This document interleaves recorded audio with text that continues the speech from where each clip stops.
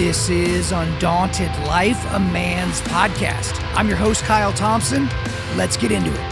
All right, guys, we've got a special guest on the podcast today. His name is Michael Walsh. So he's the author of many novels and nonfiction books, and he's got a new book out right now called A Rage to Conquer, 12 Battles That Changed the Course of Western History. And this is actually a follow-up book that he wrote called Last Stands. And so this discussion today, we talk about the combination of these two things, but this isn't just going to be like a history conversation. Even if it was a military history conversation, that would be interesting enough in and of itself. But it reminded me of a conversation I had last year with Raymond Ibrahim, where we discussed Defenders of the West, and we discussed the Crusades and the Christian defenders against Islam and things like that. In that discussion, we didn't just talk about war tactics and things that happened hundreds of, or sometimes in some cases thousands of years ago. We were talking specifically about things as it pertained to what we're living through right now. And that is very similar to what we did with Michael Walsh. So we started by talking about, how did he become a writer and different things like that. But then in his book, Last Stands, the thesis of that book is war is of necessity and biology a masculine preserve. And so what is it about last stands? Why do men fight in last stands? Why do men desire last stands and things like that? Like, why don't we want to die quietly in our bed? Why do we want to die after, a fight with an alpha wolf, which we kind of talk about there a little bit. I made a maybe somewhat obscure movie reference, and he actually picked up on it. And so we talk about that, why men like to fight, but then specifically why they're down with last stands. And then we get into the new book, A Rage to Conquer, and we talk about Clausewitz and Alexander the Great and Caesar and Constantine and Napoleon and Nimitz and Patton and different things like that. And so I asked him specifically some questions about Achilles, which is for all intents and purposes a fictional character in a book of otherwise people that we know actually existed in history, the connection between Achilles and Alexander the Great. We got into some detail there.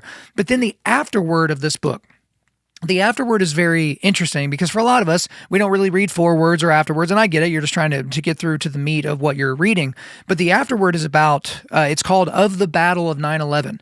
And so he's specifically talking about, as Americans, how we have basically stopped trying to win wars. We're no longer looking to win wars. We're trying to make sure that our enemy can be stable after we defeat them, as opposed to moving for full defeat, right? So as Reagan would say, hey, well, what are you going to do against the Soviet Union? He's like, we win, they lose. And we've kind of lost that as Americans. And we weaved in and out of a bunch of other different subject matters. So I really, really enjoyed my time with Michael, so I'm not going to keep him from you any longer. So without further ado, let's get into it. Michael Walsh, welcome to Undaunted.Life, a man's podcast. Thank you very much, Kyle. It's a pleasure to be with you. It's a pleasure to talk to you, I got to say, just even in our short interaction before we got on here. I think we're going to get along swimmingly today. But for guys in my audience, I obviously recorded an introduction, so they kind of have an idea of who you are. But for you, you're a professional writer, but you have been a writer for a very, very long time. This has been your career. You've done it in a bunch of different types of modalities and, print methods and different things like that. So for you, let's just talk about writing. At what point did you realize, okay, this writing thing isn't just something I'm good at, but let's try to make a career out of it? Well, I guess, thank you for that question, because it's a good place to start. I guess I was about 5 years old. Okay, wow. And, I read very early. I was reading at 2, and words have been a very important part of my life. My mother was very influential in getting me books to read. My father is still living. He's 98 years old, and was a career military officer in the Marine Corps and fought in the Korean War and Vietnam War. So we moved around a lot. And I had 2 things that I really loved, which was reading and playing the piano. So I've done both of those professionally and semi-professionally my whole life. And I guess I went to college at the famous Eastman School of Music in Rochester, New York, which seems like an odd choice for the firstborn son of a military war hero, but it's something I wanted to pursue, and I needed better instruction than I had growing up, sort of haphazardly, as you move every 2 or 3 years, so you always having to change teachers, change friends, change locations. And about halfway through Eastman, I guess I decided I can do this, and I can write about music and indulge myself in both my passions simultaneously. So right out of college, which was the end of 1971, I had a chance to join the staff of the Rochester, New York Democrat and Chronicle, the morning newspaper there. And that was it. I mean, it was just sheer dumb luck, as most people's careers are. But you pursue what you want and you make your own luck, I think. And that's something I learned from my father, and I preach it to all of my students as well, that luck doesn't just happen to you. It's not a thunderbolt. It's the residue of design, as one famous definition of luck is. And you have to be ready to jump when your moment comes to jump. So the newspaper offered me a job, and I took it. And it wasn't in music at all. I was a baby police reporter when I started, which was the best way. That's how you learn to be a journalist. In the old days, you learn to be a journalist by doing the grunt work, which always started on the night police beat. And that's the beat that makes you grow up faster than just about anything other than actually joining the Marine Corps and going to Camp Lejeune, where I was born, or Paris Island, or MCRD in San Diego, because you encounter life for the first time. You encounter dead people for the first time. You're 21 years old and 22. And one of my first stories was a mafia hit. We had a fairly active mafia in Rochester in those days. It was subordinate to the Buffalo, New York was the larger gang, but our guys occasionally whacked each other. And in this case, one of them got whacked. And I was in the police bureau, where you sit in the middle of the night waiting for things to happen. And the guy said, "Hey, kid, come on, got a fresh one." So I hopped in my car and I drove out, and there was this poor dead guy who'd been basically blown in half with a shotgun at close range.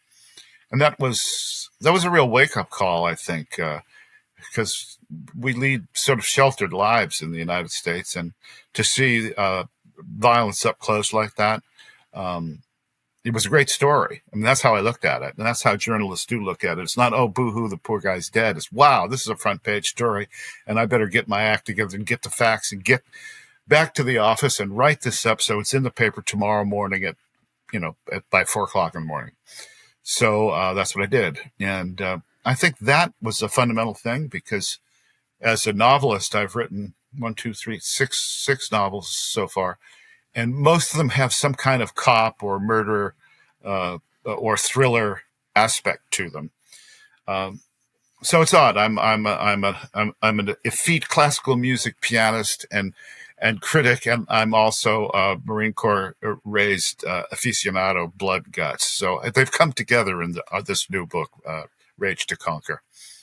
Well, I do want to kind of connect all those dots as we work our way through, because we are here to talk about your fantastic new book, A Rage to Conquer, which is a nonfiction work of history.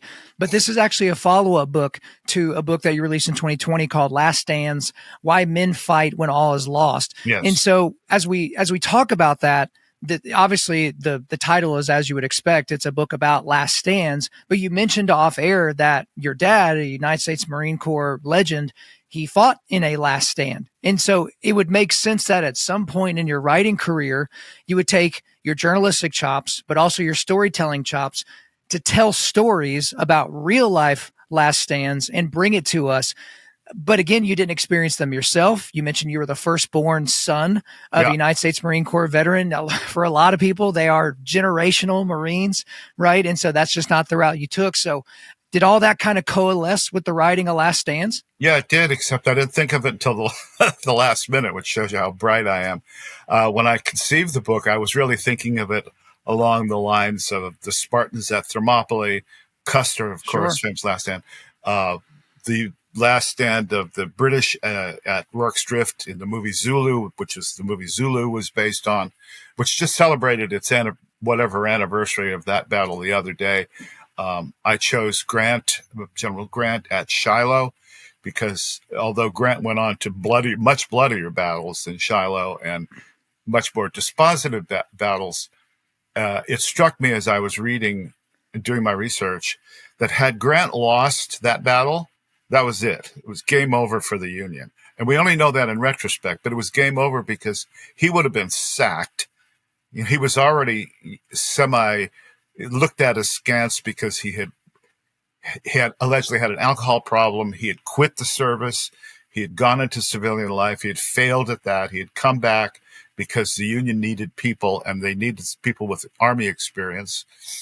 But if he had lost that battle, and Sherman was his right-hand guy there, you never would have heard either one of those guys again.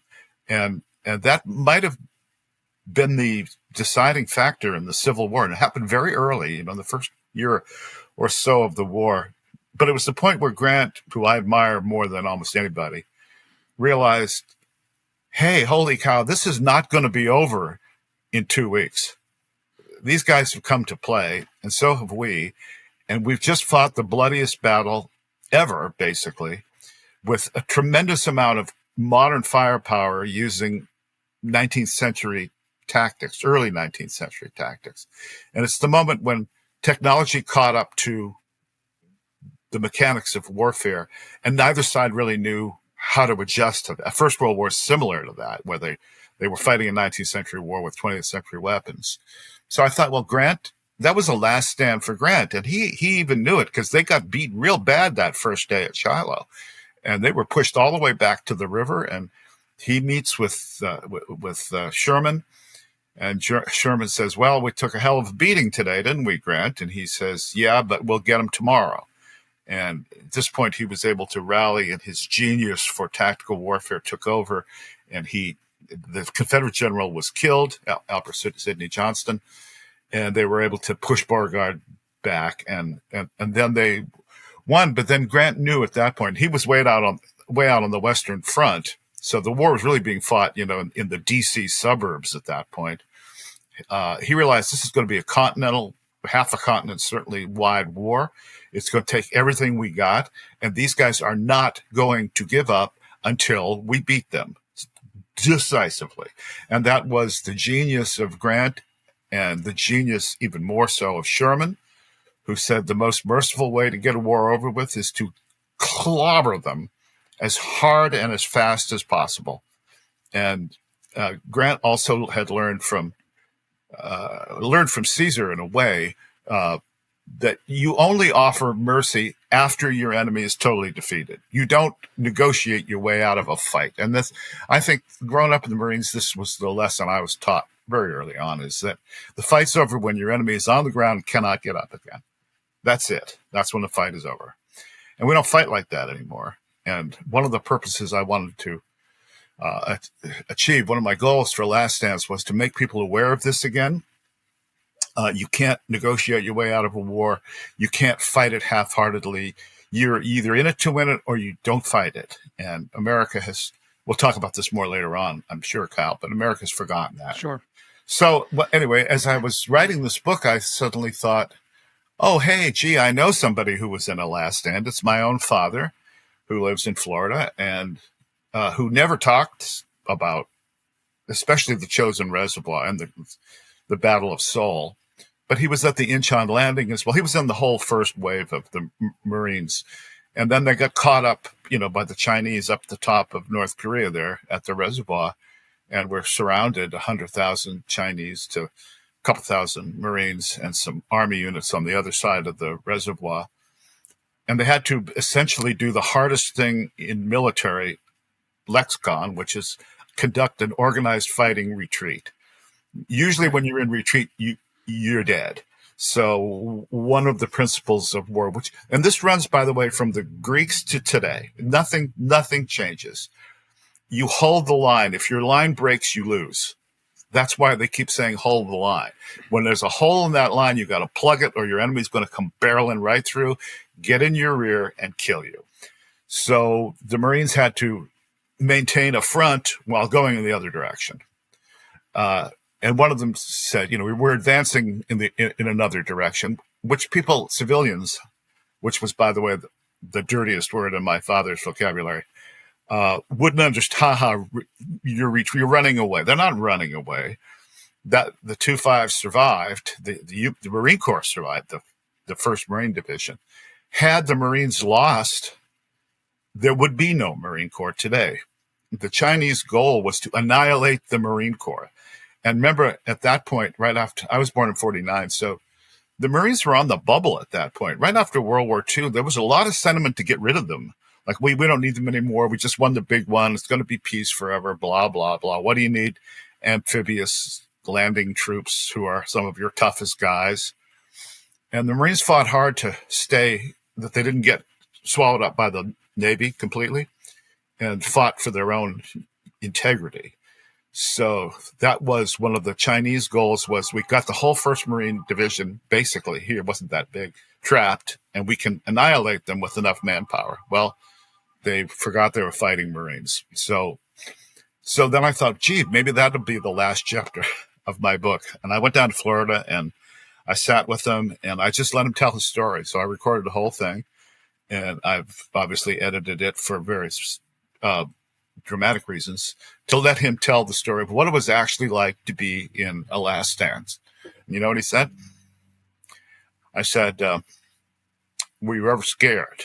Which, of course, is a totally foreign notion to Marine officers. And he said, no. And I said, well, he said, we went to work. That's it. It's a job, and you do it. Yeah. And what you learn is, if you obey your training, if you follow your training, and if you don't break, if your spirit doesn't break, you have a chance to live. If you give up and run and throw your arms down, you're dead, man. You're just dead. So you might as well fight it out to the end. And that's really the moral of Last Stands. It's why men fight. Women don't, by the way, and that's why I'm very much opposed to women in frontline combat. But that's a whole nother subject. But men just don't run from a fight. They don't. And American men especially don't run from a fight. And it's an extremely sad commentary on our country that we haven't won a war since 1945. So there's a lot of through points that we're going to get into in this discussion. I really appreciate the thoroughness with which you're answering this. You know, I echo your sentiments about women in combat positions, frontline combat positions. I've elucidated that quite a bit on my show. So we don't necessarily need to really go into that, but to put a bow on Last Stands, the thesis of the book is, as you just said, war is actually, the subtitle is Why Men Fight When All Is Lost, right? So there is this fact that men will have a last stand and they will fight to the end. And there's a funny meme going around the internet. I'm not sure if you've seen it or not, but it's a little video where it's like how women prefer to go out, and it's, they're surrounded by family and it's, quiet, kind of serene environment. And then there's the part from, I think it's Game of Thrones, where Jon Snow is standing there with his sword and there's he's by himself and there's an entire oncoming cavalry heading his way, or cavalry heading his way. And that's how men prefer to go out, right? Like in A Blaze of Glory, or at the end of the movie The Grey with Liam Neeson, where it's him versus the alpha wolf. And it's that's just, a very it's interesting you versus me. Mention that, because that movie ends so enigmatically, and you know what's going to happen, but he's won that battle already with the wolf. Correct. He's already won it. If not, he's going to go out the way he wants to go. That's right. That's right. And so, but I wonder how that attaches to your thesis, your main thesis of Last Stands, which is war is a necessity of biology, or it's a necessity and biology, a masculine preserve. I think that's a quote from Rage to Conquer. War is of necessity and biology, a masculine preserve. Yeah. So how does that tie into this whole concept of Last Stands? And then obviously we'll make our way into A Rage to Conquer. Well, I just wanted to make the argument for masculinity, and that book came out in 2020. It came out in December of 2020, and it sold out within 72 hours, just gone. So we missed the whole Christmas selling season because it was such a surprise hit for the publisher, and we hope not to make that mistake this time. But Trump had lost the election, and there was still the fighting over the election, over was it stolen, was it not stolen? The country was very agitated, and it just caught the public fancy that there are some things worth fighting for. And I don't want to litigate the 2020 election in this conversation, but men needed to hear it's okay to fight. I especially had it up to my keister, as they say, with the notion of toxic masculinity. It's like Jack Nicholson. You're goddamn right, I'm a toxic male, and you want me on that wall. And the girls know this. They know this. So it's a handful of harridans who complain about toxic masculinity. Let me give you an example. I use this sometimes in my lectures. If you take a group of men, say 10 or 12, football team size, and a group of women, and you give them a task, because men are task-oriented, women aren't, and you say, okay, guys, take that hill, or build that house, or whatever it is, whatever the goal is, the men will almost instantly organize themselves into an effective platoon. One guy's obviously the big dog. One guy's, the computer guy. One guy's the linguist. You have almost a Hollywood cliche, but men just do it instinctively. Women won't. They'll fight to see which one of them is the queen bee. And so all of their energy will go against each other. Whereas men realize the enemy is not us, it's those guys over there. And they will organize to fight off whatever the threat is. And that's just a biological fact. Men are bigger and stronger and faster than most females, and we like it that way. I think the most important thing is we're not cowards. And as we said about the Liam Neeson movie and other things, if you go out, when you're a kid, you dream of going out in a blaze of glory. If you're that's kind right. of kid, you want to die impressing the girl while you hold off an entire regiment of screaming whatever they are. Yeah, it's either you're hitting the home run to walk off the World Series or dying in battle or both. Yeah. That's what it is for young men. Really, yeah. So I think that's the male animal, and I was just tired of seeing it slagged off. And now we're here to rage with the Rage to Conquer. And in this book, I wanted to hit who were the great commanders and what were their masterpiece battles. And all of these stories I have found from the beginning of Last Dance to this book, and now they've commissioned a sequel. There'll be a third book in this series. Great. They all share things in common. What you find is when you're, say, researching the Battle of Alesia, which is in the new book, it's Caesar's final battle against Vercingetorix and the Celts in the Gauls in France. And Caesar does the famous double wall thing. He puts a wall around Alesia, then he's outside the wall, and then the other reinforcements are coming. He puts a wall around himself, so he's in a sort of double situation in which he can lose everything at any moment, but manages to defeat a vastly larger group of Gaulish warriors for multiple reasons. But then I realized, well, that's the same position that Bohemond of Taranto was in at the Battle of Antioch when he first besieged Antioch, then entered Antioch, and then got counterattacked by a huge Muslim army that he had to march out and defeat, as Caesar did, at the enemy's weakest point. The one advantage that people have if they're surrounded is you don't have to beat the whole enemy, you just have to get out, right? So you can concentrate all your force on the enemy's weakest spot, and if you win, you've busted the siege. So here you have battles hundreds of years apart, thousands of years apart, in some cases, where the commanders have reacted instinctively the way their predecessors did. Or perhaps they've studied the battles. That happens later on, of course, because these battles get taught. But, Napoleon knew Caesar extremely well. He wrote a whole book about Caesar's military abilities. And I found that's interesting. No matter what the technology is, these battles still connect on a tactical level. So like anybody, any officer, from captain on up to bird colonel will understand what I'm talking about. And then the generals have to know this stuff. They don't teach it as much anymore. I'm astonished to find out from some of my friends at the service academies and elsewhere, they're too busy with DEI and how they look in a pinafore. So, but I think, things have changed, Kyle. I mean, I've come back from 5 months abroad, right? So Europe hates Trump and they hate America, and they think they do. Anyway, they don't. They actually all want to be us, but they don't admit it.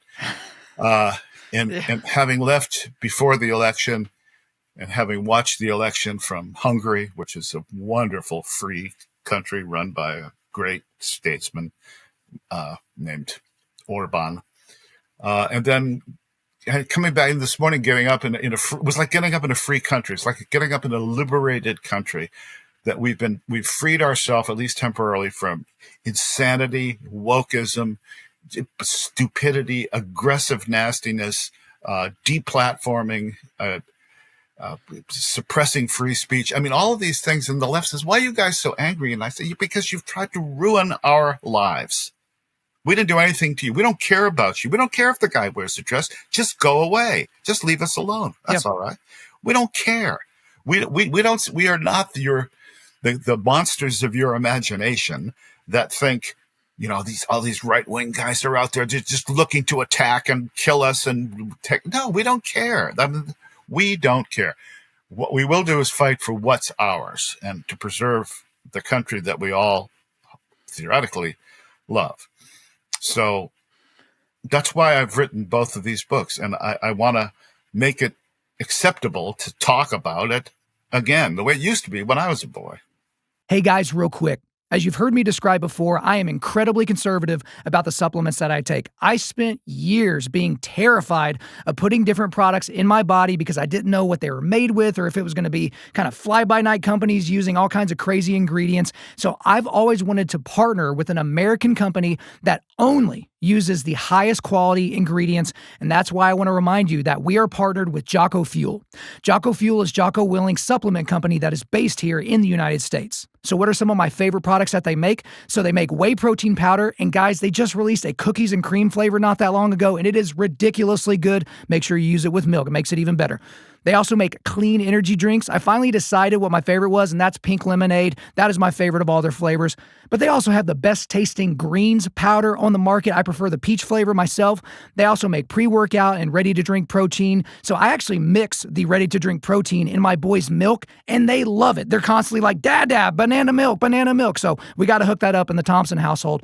But I also use their krill oil, fish oil, creatine, vitamin D, and their sleep aids. And guys, they've got new stuff coming out all the time and a bunch of stuff I didn't even have time to mention. Guys, if you take your health and wellness seriously, then you simply can't afford to put cheap and inconsistent supplements inside of your body. Try Origin out today by going to www.jockofuel.com. That's jockofuel.com. Use the promo code Undaunted to get 10% off your order. Again, that's jockofuel.com, promo code Undaunted to get 10% off your order. Well, Michael, that's why, for a lot of reasons, Undaunted.Life, a man's podcast exists. I was put on this planet by God to equip men to push back darkness. And if we pretend like darkness isn't there, that's a problem. And if we can't get to the darkness because we're dealing with a bunch of red tape, that's not very good either. And don't worry, we'll get to more of a discussion about America here in a second. Sure. But to talk about A Rage to Conquer, I want to read a quick quote from the introduction here. To die for instead of merely to fight and kill for, this is the secret of motivation, discipline, and military success, although it is rarely, if ever, stated as such. Alexander knew it, as did Caesar, Constantine, Aetius, Bohemond, Napoleon, and Patton. Let the men see you, whether charging furiously at the head of the companions, confidently swathed in the red cloak of Caesar, or strutting with the swagger stick and the ivory-handled pistolas of Patton. As in love, so as in war, passion is one of the prime motivators, and when a commander can get his troops to focus the ardor on his own person, victory is often the result. This is a book where, you talk about Clausewitz and Alexander the Great and Caesar and Constantine and Napoleon and Nimitz and Patton. And we're going to get into, a couple of these folks here in just a second.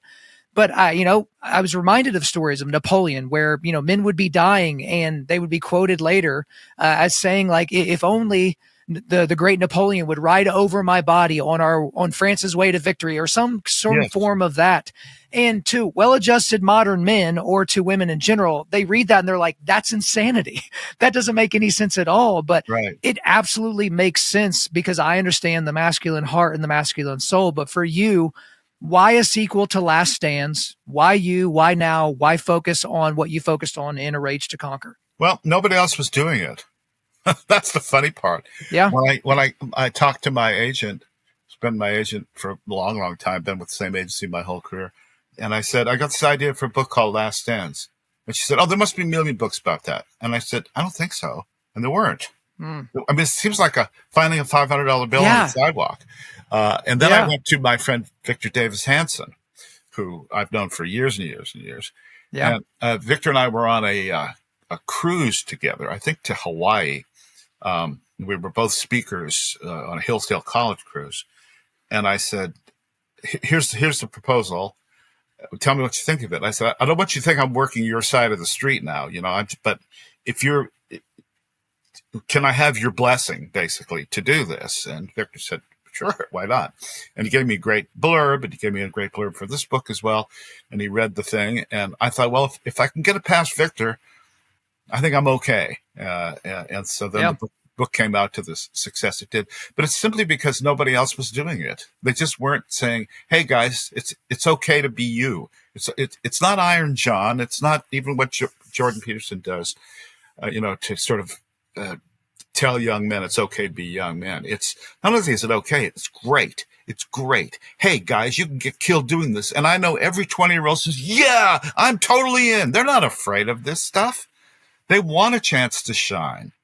And yes, young men get killed in battle and generals generally don't, but those generals have been those young men.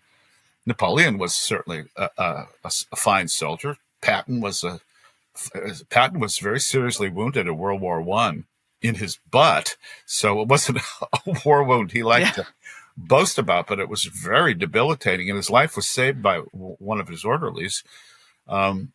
Constantine the Great, grew up with his father, was one of the Western emperors, had to fight his way all the way down to Italy and win that great battle at the Milvian Bridge to really reunify the empire again. Aetius, who most people don't know, was the last of the great Roman generals. It was the last great battle of the Roman legions, which were basically non-functional, just a decade plus before the fall of the Roman Empire in the 5th century. But he had been a great warrior. He had been a hostage. You can't make this stuff up. Aetius, who defeated Attila the Hun, yes, that Attila the Hun, had been a hostage of the Huns, and he'd grown up with Attila the Hun. This is like a movie, right? And he had learned how the Huns fight, how they ride, how they could shoot from horseback, how they, so many of these stories of Western warfare against Asia, which is really the whole narrative of our history, is that, like in the Crusades, the Franks were bigger and stronger. They had big horses. They were armored. And the Turks were kind of like the American Indians against the U.S. cavalry. They were fast riders. They could fight from horseback. They circled, and then they ran away real quick. So they wouldn't engage. And it was always a frustration on the part of whether it was the Franks under Bohemond and Godfrey, or any of the other times that West encountered East, that they had to learn how to deal with these new tactics. But Aetius, he knew what Attila was going to do, and he lined up his order of battle like a chessboard. I go into this at some length in the book, because it was the best defense he could make. And he had learned from earlier Roman history, and the battle is considered to be a kind of standoff, but actually the Romans won it because the Huns quit the next day. They just disappeared overnight, and that was the end of the Hunnish penetration all the way into what's now basically central France. So you see the same stories and the same tactics, and you go, there's a thread here, and I want to follow this thread all the way to the end. So I'll pick it up again in the next book. Okay, very good. And so I want to pick up the thread on our discussion of A Rage to Conquer with chapter 2, where you talk about Achilles. Now, again, the subtitle of the book is 12 Battles That Changed the Course of Western History. But, Achilles is a fictional character, perhaps based on a real person, or an amalgamation of a bunch of real people. Right. Right. Could be an amalgamation of a bunch of different people that was sensationalized over time. Who knows? But just if you're skimming the title of the book and the chapter titles, you might be a little confused by the inclusion of Achilles in there. And so let's just start a discussion there, because then I want to move on to Alexander the Great, and there's an interesting connection between the two of them. So why discuss Achilles? Well, yeah, let me just back up one beat, if I can, Kyle, and say the very first chapter is about Clausewitz. And most Americans don't know who Clausewitz is. And he is not taught as widely, even in the academies, as he used to be. But he's, for our listeners, and I'm sure 90% of our listeners know who he is, was a Prussian general who fought in the Napoleonic Wars, and was a captive of the French briefly, and then went back to Berlin after Napoleon had destroyed the Prussian army, just destroyed it, and wrote a series of essays which turned into a book called On War, in which he talked about everything he learned about battle. And one of his most famous aphorisms is, there's two of them. One is the fog of war, which he never actually says. It's sort of like Elementary, My Dear Watson, which Holmes never actually says, but the fog of war. And the other is that war is diplomacy by other means, effectively. And I speak and read German, so I was reading this book in German for this project, and I noticed that it doesn't say that. He doesn't say by other means. War is diplomacy by other means. He says war is politics by other means, rather, not diplomacy. I got to get this straight. Yeah, policy is war by other means, this negotiation stuff. He says with other means. His implication is that war is not the only thing left after everything else fails. What he means is that war is a tool of policy with other means. So you negotiate, but you have war too. And if you need to, you pull the trigger on it. So I go through Clausewitz's first chapter, which is just the essential part of that book, and explain what he learned from these conflicts against one of the greatest tactical generals who ever lived. So that just sets the tone for the whole book. And then what comes after, from Achilles to Patton, is examples of how Clausewitz understood war to be. So why Achilles? Well, two reasons. One is I'm a great believer in people don't just totally make stuff up about their origins. They just don't. Generally speaking, if I ask you, hey, where were you born? What'd you do? I mean, you'd probably tell me the truth. There's something approximating the truth. You don't say, I'm actually an astronaut from outer space, or I was born in Samoa, or what? Do you say something that's ridiculous? Yeah. And I don't think the Greeks made something up. We know something happened at this battle site, which is now in Western Anatolia. And we have these poems that have come down ascribed to the blind poet Homer, and they are both the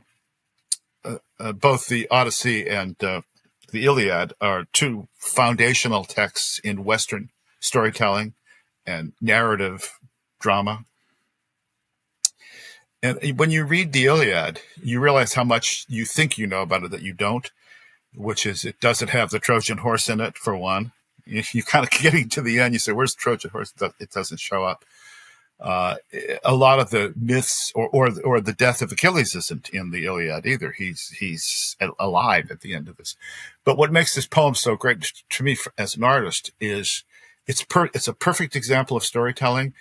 It's highly descriptive in the violence of his battles, and yet at the end there's the rage of Achilles, which is the famous opening line of the rage, sing muse of the rage of Achilles, has finally been quenched. And when Priam comes to take the dead body of Hector back into the walled city of Troy for a proper funeral, Achilles allows him to do this. And so it ends on this strange note of subdued note. And it's just so perfect and so poignant. But one of the points I wanted to make is in the battle description, there's never a clash of forces. It's always one-on-one. It's a Trojan and a Greek, and they'll confront each other. And one of the things they do is say, who are you? I am so-and-so, son of so-and-so from blah, blah, blah, blah. They give little short biographies of themselves, and then they fight. And the fight usually lasts about 2 seconds because the trick was to pierce the armor right here. This is your weakest spot here, and it's part that was not covered by the armor. So if you could get the spear or sword into the guy there, it would finish him. And then, but because Homer's such a great descriptor of the end of life, you read about the earth sucking up the blood. You read about the spirit rising and then sinking to Hades. It is Western warfare. So I thought you can't just start with, say, with Caesar, which is always a temptation. But start with Yep. Achilles because he was obviously modeled on somebody. And this battle obviously happened at some level. However, it's changed on its way down to us. And it lays out basic fundamentals of how we view conflict and how we talk about it. So it was a model for me as a storyteller, and it's a model for me as a military historian too. Very good. And then in chapter 3, you get into a discussion about Alexander the Great. And there's a connection between Alexander the Great and Achilles that you can inform us on. But Yeah. if I just stand back, because this chapter is not a 30,000-foot overview of Alexander the Great. I mean, we get into the nitty-gritty about things he did when he was 12 years old, Mm-hmm. and he tamed a stallion, and some certain things he did in battle, even with his father. But I'm just so astonished that here we are in 2025, and we're talking about this man that died in his early to mid 30s. Yeah. And it's not just because he has an easy to remember name, right? And not because it's just kind of a cool name, and certainly not because of the terrible movie that was made about his life, here 20 years ago or so. Yeah, that's too bad. So what is it about? Yeah, it certainly was too bad. What is it about the legacy of at least what we understand of what happened in history with Alexander and Alexander's father, for that matter, who kind of gets short end of the stick as it comes to history? Yeah. But what is it about him that is so enduring That's a great question. for history and for everybody? Well, the connection with Achilles, of course, is Alexander was mad about the Iliad. Alexander's private tutor was Aristotle, for crying out loud. And he traveled with a copy of the Iliad wherever he went, slept with it. So he had memorized this poem. And Achilles, the first thing he did when he left, crossed the Bosphorus and landed in what's now Western Turkey, but was then Anatolia, was make a sacrifice to Achilles, to go to the temple and to, I think, even to touch Achilles' armor. He brought some souvenir with him. And he felt that he was, he gradually kind of went crazy and became a god himself, but he felt he was the lineal descendant of Achilles, and that his job was to outshine the greatest warrior in Greek history.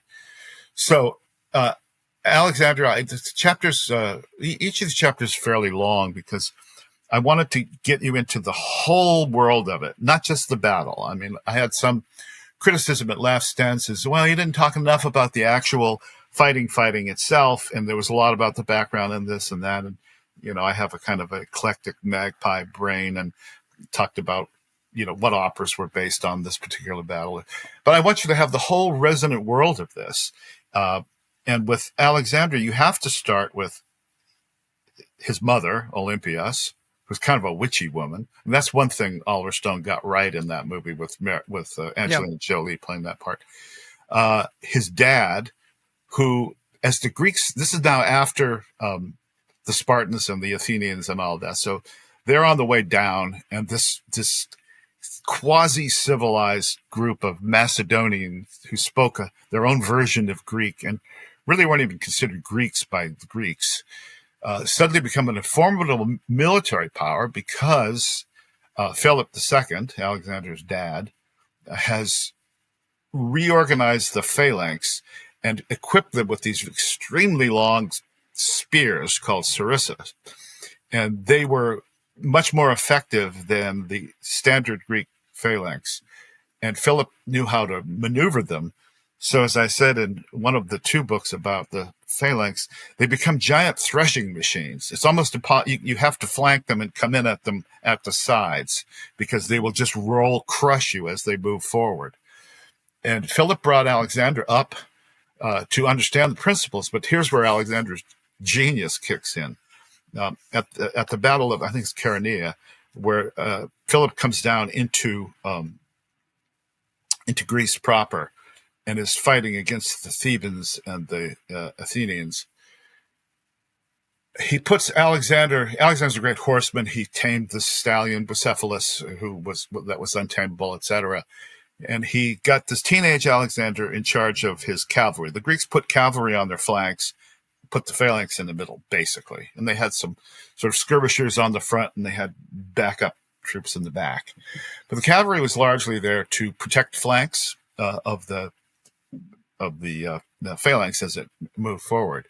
And the goal in Greek warfare was to get the cavalry in your opponent's rear, and then it's game over. And most of these battles only last a day. They very rarely went 2 or 3 days. Some did, but there's this struggle, and then it's like a giant scrum, and then whoever wins, that's it with the battle. Anyway, he's got Alexander on the left, and Alexander is directly opposite the Theban band, which is interesting because they were among the best warriors of the Thebans, who were a little bit outsiders to the rest of the Greeks.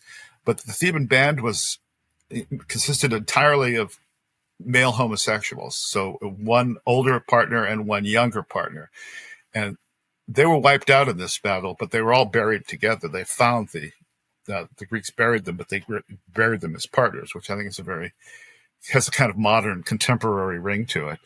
But Alexander does something in that battle that then becomes his signature, which is he comes across the battlefield diagonally, and no one seemed to know they never did learn how to stop this thing. So Philip won that, and then later Philip was assassinated, and as Alexander takes over, he gets his best horsemen called the companions, and they now ride with Alexander on the right. And so every time the Greeks come up against the Persians in their war against Darius II, they have 2 flanks with Parmenion on the left, Alexander on the right, and then the main force in the middle. But at literally every time, there's a moment in the battle where Alexander pulls his opponent's left flank, that is, Alexander's facing it on the right, away from the center, and kind of feints. And just as they commit to moving, he comes right across them again diagonally, but this time from the right, smashes right through the middle. And in ancient warfare, the king, Darius or whoever, usually is right in the middle. He's at the back of the middle, supervising the fight. Alexander comes at him like a lightning bolt, and blam, that's it. And so Alexander does this to Darius twice, really 3 times, at the Granicus and finally at Gaugamela. And Darius flees twice in these 3 encounters. So that was Alexander's genius, is to know that he was a kinetic general, and the only one who I think can compare to him in that is Napoleon, who these guys had a preternatural ability to tell you where their enemy was going to be half an hour from now or 10 minutes from now, even before the enemy knows where he's going 10 minutes from now. So Napoleon does it at Austerlitz. Alexander does it at Gaugamela. This just runs through some of these great kinetic warriors who were experienced battlefield commanders. Absolutely. That was one of the most interesting parts of that chapter. But as we discussed off air, perhaps the most interesting part of this entire book for me is the afterword.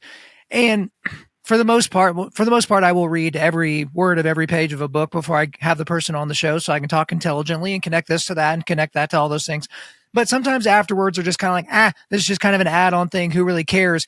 But it was the title of the afterword that really caught my attention. And I was so glad that it did, because I ended up going through the entirety of that content. But it's called Of the Battle of 9/11. Mm-hmm. And so set the stage for us, because we're going to have a decent discussion about the afterword. What would you define as the Battle of 9/11? Well, the Battle of 9/11 is kind of a throwback to, funny you should ask, ancient Greek warfare or Roman warfare, in that it was over in a day, and the U.S. lost. And I think the most controversial part of this book is, I think that just about everything the Bush administration did in response to that was not only useless, but made the situation infinitely worse. And that we have had forever wars since then, and we don't win them. We don't want to win them. We don't choose to win them.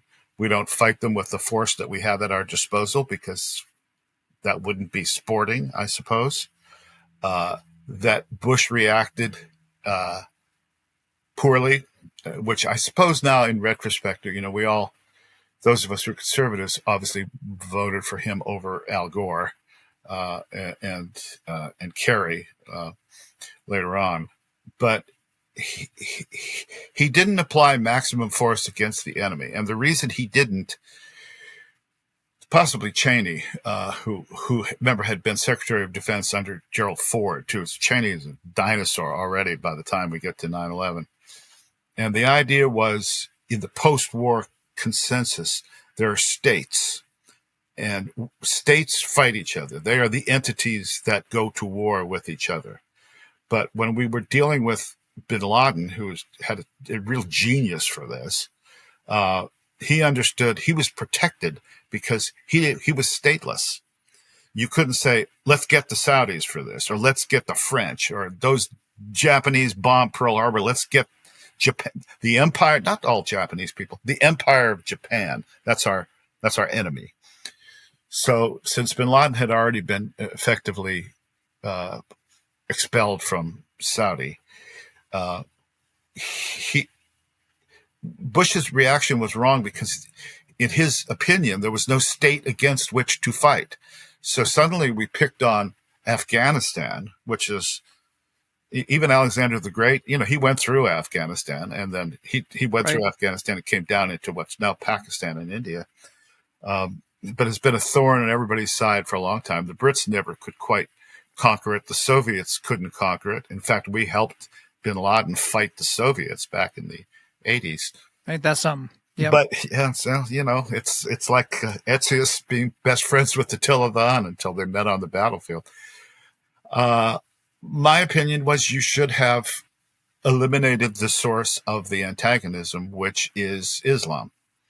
That the only thing you can do against an enemy, a cultural enemy, which Islam very much is to attack its fundamental beliefs. So, for example, you have how many Muslim states in the UN? 29, 39. There's a lot of them. But if you take them at their word, it's one entity. It's the Ummah. In Islam, there is the Dar al-Harb and the Dar al-Islam. So everything that's in the Dar al-Islam is Islamic and is one unity, one brotherhood, one Ummah. It's not racial. It's purely religious. But the Dar al-Harb is where they fight, and we're in that. So I think that we should have taken the war to Saudi Arabia, and I think we should have neutralized Mecca and Medina. And also, the Shia version is Jamkaran, which is near Tehran, where they're literally sitting around waiting for the magical 12th Imam to appear out of a well, which is where he's been living for all these years. And I think that would have, based on historical record of our war against Islam, when they're decisively defeated, they stay quite quiet for a long time.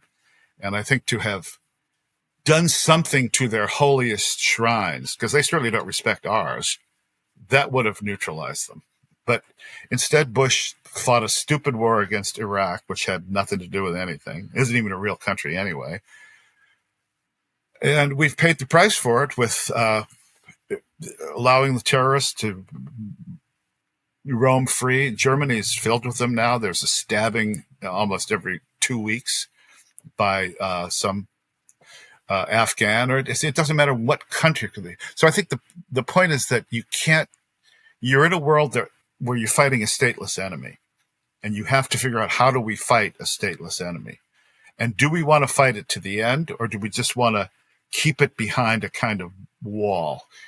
So when you look at European history, one of the last stands was the Battle of Szigetvar, which the Hungarians and the Croatians fought against the Turks, who were marching west into Europe. And they made a last stand at this little town in southwestern Hungary called Szigetvar. And they all got killed. But it stopped the Turkish invasion in its tracks. And they didn't come back for more than 100 years, when they then went up against Vienna, and they were decisively defeated at Vienna. And that was the end of it. But people forget that the fear of the Turk was terrible throughout Europe.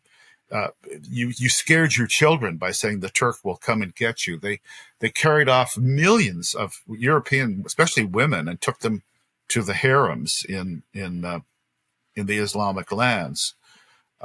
By the middle of the late 18th century, Mozart writes an opera called The Abduction from the Seraglio, which is about a hero whose girlfriend has been kidnapped by the Turks, and he has to go and take her away out of the harem. It's a comedy, so that the Turkish Islamic threat had been neutralized at that point, and Western artists could treat it in a non-threatening way.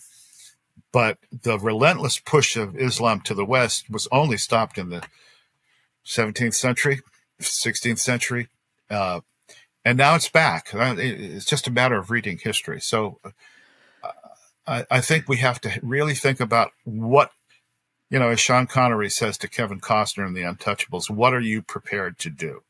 What are you prepared to do? And when they knock down your two biggest buildings and try to destroy the Pentagon, that seems to me to be a casus belli of epic proportions to which we did not respond in kind. I'll leave it at that. Well, and Michael, I certainly agree with that, especially as we look back, because evil doesn't stop itself. You hear about these people to where it's like, how many times does a mass shooter just decide, that's about enough. Yeah, I think I'm finished. That's and then good. that doesn't really happen. But then in addition to that, this connects to something you said earlier in our discussion.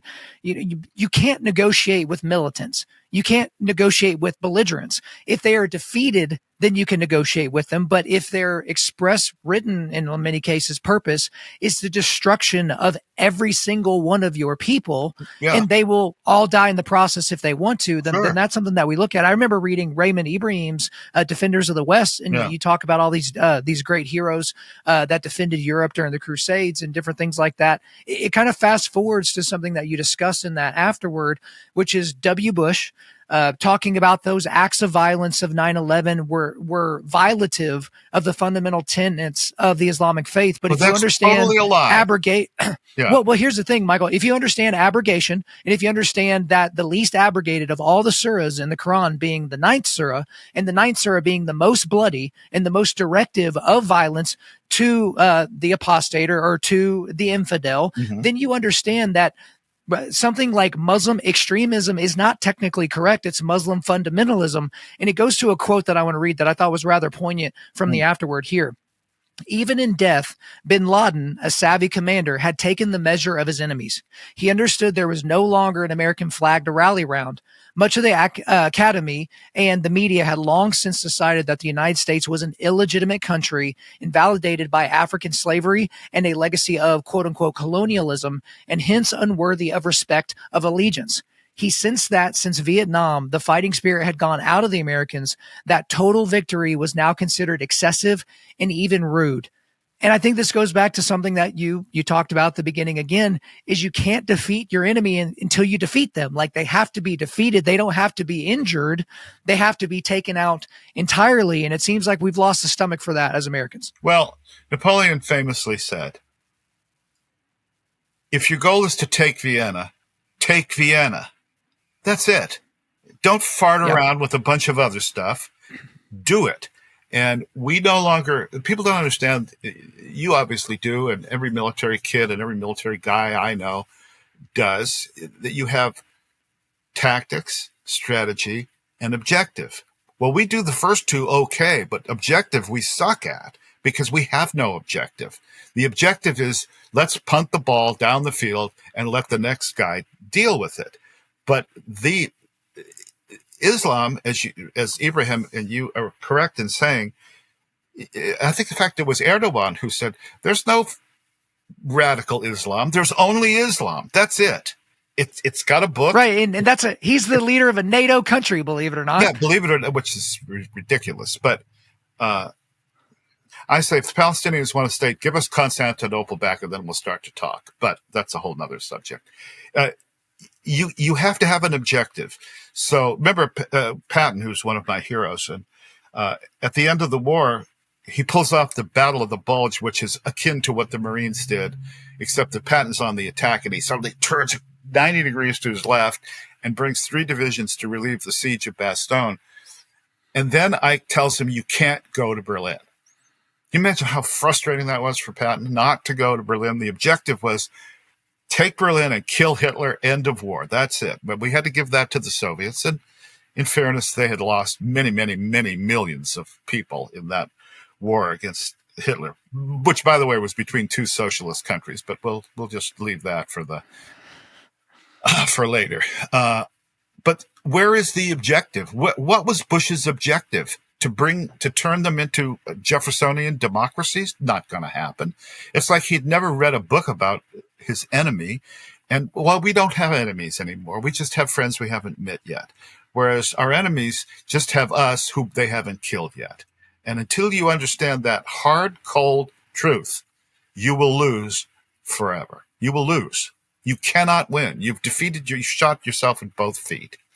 And I think this is what so infuriates me. And part of the reason I wrote both of these books is to argue for what my hero, General Grant, said: unconditional surrender. Those are my terms.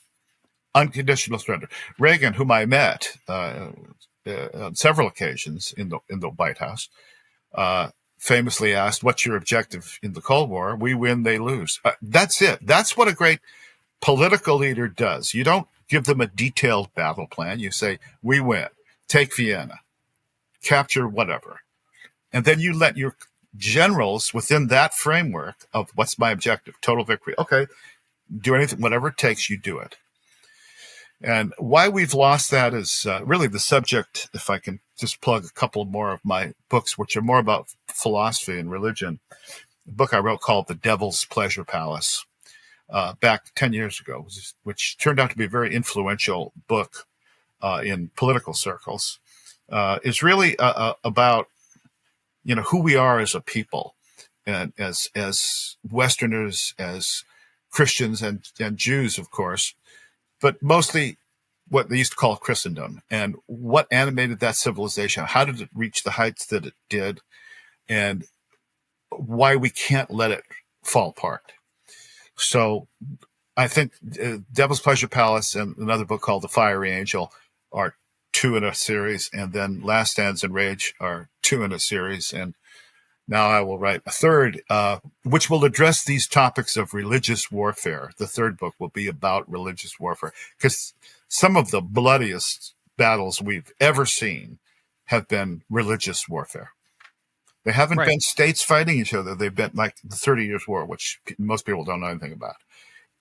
Decimated, forget it. Killed 40% of the population of Europe in Germany, basically, when it was the new Protestants against the old Catholics. And that was the bloodiest war. Civilians were... I don't want to hear about civilians in Gaza. There are no civilians in warfare. The 30 Years' War settled that in the 16th century. We're past the idea that there's any distinction meaningful. We incinerated people by the hundreds of thousands in Dresden, in Hamburg. Germany's a country I love. I speak German. I raised both my children there. One of my children was born there. Berlin, I was in Berlin when the wall came down. I was in the Soviet Union when Chernobyl blew up too. So I've had a kind of front row. Yeah. Oh, and I left just before the coup against Gorbachev. So I was right there at the end of the Soviet Union as well. Again, on the ground and seeing things that I didn't think the media, and I was in the media at that point. I was a writer for Time magazine. I thought we were missing. I thought our intelligence agencies did, especially the CIA, did an incredibly poor job. What have they ever been right about? Honest to Pete, I came back from the Soviet Union in 1986, right after Chernobyl, and went on the air in New York City with a famous lefty talk show host named Lynn Samuels, who was delightful. And she had me on to talk about it. And she said, well, what do you think? And I said, I think Germany will be reunited within 5 years. Well, I was off by 2 years. It got reunited 3 years later, because I found when I walked around and even talking to agency people, they were seeing a country that wasn't there. They were looking at it through certain kinds of glasses. And I could see that it was dysfunctional. It was falling apart. Everybody was bribable. Every woman was a prostitute. It had lost. I came back and I basically said, and later said to people in Washington too, this country has lost a war. It's like Germany in 1945. and it's beaten and it's going to collapse. And it did. So I don't particularly take any credit for that insight, but I was one of the few who had it. And I've tried to apply that to both Last Stands and Rage to Conquer. Well, I want to read the last quote of A Rage to Conquer. There's the human condition in a nutshell. Be prepared in mind, will, soul, and body. Then start the battle and see what happens. It's the best we can do. In the end, it's all we can do. Right. I was going to make that the end of the interview. However, you just said something that triggered something in my brain. So I got one last question for you. So you talked about the time period and the people group where the women have become prostitutes and all the other different things. Well, I saw recently where somewhere in the neighborhood of 10% of American girls age 18 to 25 are currently prostituting themselves on the OnlyFans website. Mm-hmm. And so these are people where an incredibly small amount of women make an unbelievably large amount of money selling videos and pictures of themselves having sex. Yes. But then you have 10% roughly, which is, I think, I forget what the population number is, but it's a significant amount of the population of the United States are girls that are trying to make that a career, that is their career move. And a lot of these people they're college educated or they're currently in college. And this is just something to where it's like, nobody wants to grow up and be president one day. Everybody wants to grow up and be an influencer, whatever the hell that means. Yeah. And so, in a way, if you go back to, his name's escaping me right now, but the communists, when they released that list that was read into the congressional record and said, here's all the things that we're going to do to rot the United States from the inside, since it's way too laborious to try to attack them from either ocean or their north or their south, where they currently have people that are okay with their presence. We're just going to rot them away from the inside. And I am pessimistic by nature. And so I have to check myself a lot, Michael, but I feel like we've rotted, and I don't know that a Trump presidency or even a Trump into 8 years advance or something like that is enough to undo the rot. I think we can slow it, but it's kind of like what my buddy John Cooper says. It's like, hey, Republicans are taking us to hell too. It's just we're going to go a lot slower, right? Well, and so what are your thoughts on kind of the current state of the United States and how we will kind of go into the future for future generations? Well, I'm encouraged by the election of Trump. I was in and out of the Trump White House during the first term on various small matters. And people speak very, very highly of J.D. Vance, whom I don't know. 4 of my good friends have been appointed to top level jobs in the Trump administration. So, and I know they are righteous hard, and they are going to do the best they can. I think it's up to us men, Kyle. It's up to your generation. I'm 75. I've fought all my fights, and I enjoy my rural lifestyle in Ireland and here in New England, where I am now. I think women are in trouble. Feminism has ruined them. Somebody sent me a picture the other day. It showed a woman, young girl, protester wearing a Palestinian keffiyeh or whatever they call it, with a mask on, holding up a sign that said "Whores for Palestine." And I said, this is end stage feminism. And then my friend Dan Greenfield wrote to me privately and said, no, end stage feminism is that girl wearing a burqa holding up "Whores for Palestine." That we have misguided our women. And I mean that in a neutral sense. We have misguided them of what we expect from them as men. People wonder why is the population not increasing? Why are young Japanese boys not having sex? What? Why are young people not interested in even dating anymore? Why do women prostitute themselves on? It's like the old Amsterdam red light district, but it's on the internet and you can see it anytime you want for free. I think men need to regain their manliness, and they need to take control of the situation, because I'll go back to that opening thing I mentioned. 12 men will have an objective and they will get it done. 12 women will fight among each other and nothing will get done. And I didn't think this up. Camille Paglia, who I adore, said, may she if rest in peace, civilization was left in the hands of women, we would all still be living in grass huts. And she's absolutely right. And that is not a slur on women. It is a recognition of the different functions we have, biologically, morally, physically, spiritually, everything else. We work together. We're not antagonists. And that's my plea. And I think a lot of young women will read this book too. Let me just end by saying Last Dance was a book that was a hit because women gave it to their men. They said, read this. Yeah. Be like that guy. Be like these Athenian women. I want to see you back here either with your shield or on it. Or on it. Yep. You don't come back with no weapons in your hand. That's it.